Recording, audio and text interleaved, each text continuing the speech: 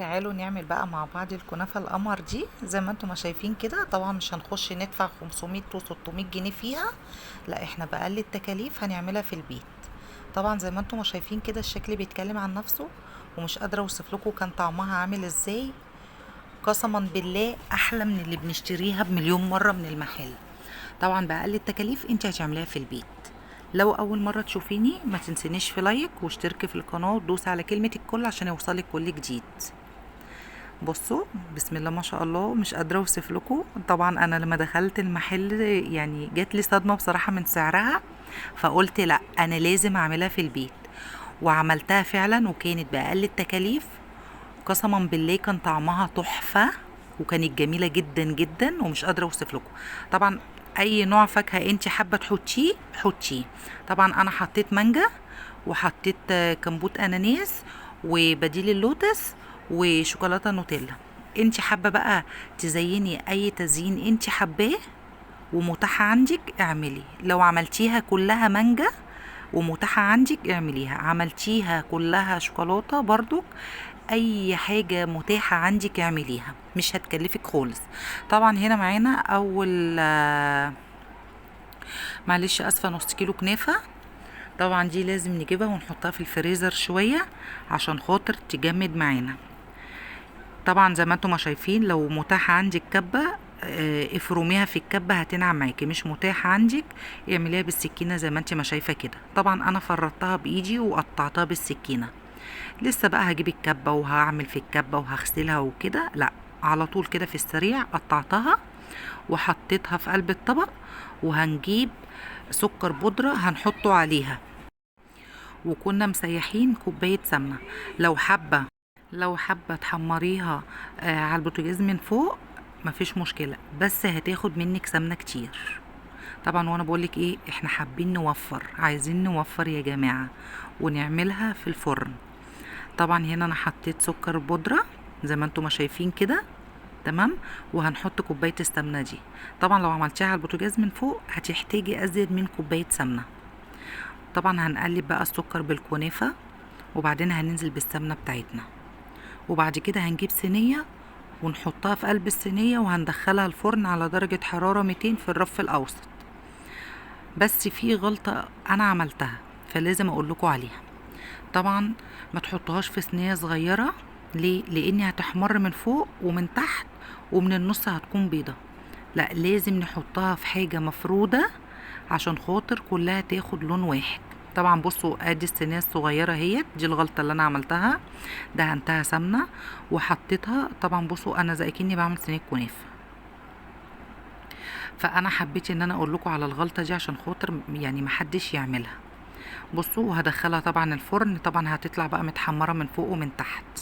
هنا بصوا هنعمل بقى الكريم شانتيه. هنا معانا كوبايه كريم شانتيه ونص كوبايه باسترا كريم. لو متاح عندك الباسترا كريم حطيه، مش متاح باسترا كريم يبقى حطي كوبايه ونص كريم شانتيه. وهنحط كوبايه الا حاجات بسيطه ميه ساقعه متلجه. بس حطي الكوبايه كامله لاني انا زودت الكريم شانتيه شويه ميه صغيره. يعني كده كوبايه ونص كريم شانتيه، وحطي كوبايه ميه ساقعه متلجه. وهنمسك بقى بالمضرب كده وهنضربها كويس قوي. بس الكريم شانتيه يا جماعه لازم يكون معانا سايل شويه، ما يكونش يعني تقيل، عشان خاطر نقدر ان احنا نفرده في الصينيه معانا كويس، وما يكونش ايه سميك كده. بس انا تقل مني بصراحه وطلع مني تقيل، بس برضو كان جميل جدا بصراحه. الباسترا كريم بتخليه غني كده وطعمه حلو قوي.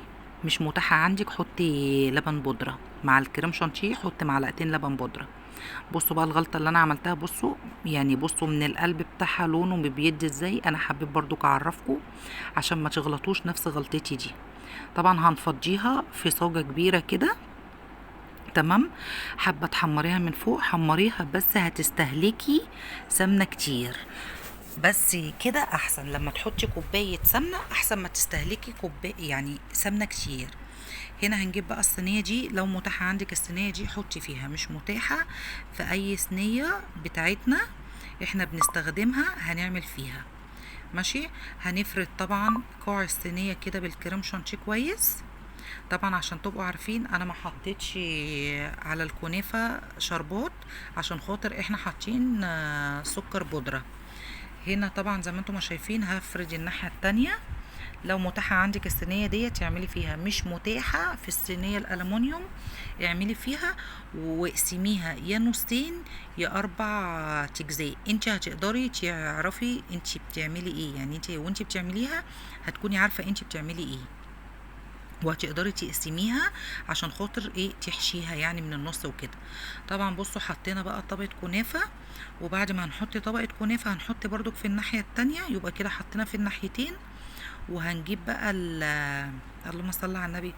حابة تحطي الفاكهة حطي، بس انا حطيت كريم شانتيه الاول، وبعد كده حطيت ايه الفاكهة اللي انا هحطها من فوق الوش برضو هحطها في النص. اي نوع فاكهة عندك حطيه، ده بديل اللوتس. طبعا انت لو في اوريو حطي اوريو. تمام. وده كمبوت اناناس، ودي مانجا، ودي شوكولاتة نوتيلا. طبعا هنفرد برضك ايه طبقة تاني كنافة. بلاش تحطوا عسل عشان ما تبقاش مسكرة قوي، بدال حطينا سكر يبقى مش هنحط عسل عليها. ما حطيتيش سكر على الكنافة حطي عسل. تمام. هنا بقى هنبدأ نحط اللي هو الكريم شانتيه. طبعا دي هتكون اخر طبقة هنحط الكريم شانتيه، وبعد كده ايه هنفرده، وهنبدأ ان احنا نحط ايه الفاكهة بتاعتنا. حابة تحطي طبقة تاني حطي، بس على حسب علو الصينية معانا، دي اللي هنتحكم وهنقدر ان احنا نحطي طبقة تاني ولا لا. هنا بقى قطعنا شرايح مانجا. تمام. وهنا الكمبوت الاناناس، وهنحط بديل اللوتس، وهنحط شوكولاتة نوتيلا. طبعا ما تنسينيش في لايك ودعوة حلوة كده من قلبي. لازم نوفر يا جماعة ونعمل في البيت اللي احنا عايزينه واللي نفسنا فيه. بلاش يا جماعة ندفع 600 و 500 جنيه ماشي واحنا نقدر ان احنا نعملها في البيت. بصوا طبعا البسكويت اللوتس دوت انا ضربته في الكبة عشان خاطر ينعم معايا كده. والناحية التانية دي هكون مسيحة شوكولاتة نوتيلا، وهنحطها ايه الناحية التانية. طبعا عشان نكسر بقى اللون بتاع المانجا هنحط واحدة كريز ناحية المانجا، وناحية الكمبوت الاناناس هنحط برضو الكريز. وعلى البسكويت اللوتس ده هنعمل زي خطوط بسيطة كده يعني بقية الشوكولاتة اللي معانا. تمام. على البسكويت اللوتس. بصوا بقى هنفرد بقى ايه الشوكولاتة دي، وهنحط من فوق الوش قطع بندق صغننة. متاح عندك حطي، مش متاح فول سوداني حطي. الفول السوداني برضو هيبقى حلو قوي وهتبقى جميلة جدا. تمام. اي حشو بقى انت حباه تقدري بقى تفنني كده وتعملي اللي انت حباه واللي انت عايزاه والمتوفر عندك. مش هنكلفها ومش هتكلفنا كتير عشان تبقوا عارفين. احسن ما نروح نشتريها من بره، لا احنا قدرنا ان احنا نعملها زي اللي بتتباع في المحلات واحلى. هنا حطينا واحدة بديل اللوتس. تمام.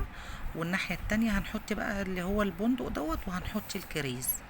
وطبعا زي ما انتم ما شايفين كده مش قادرة اوصف لكم كان طعمها عامل ازاي، وكانت حلوة قوي قوي. تمام. انا حطيت واحدة عين جمل كده ايه في النص كده يعني تكسر الشكل شوية بس، وحطيت الباقي بندق.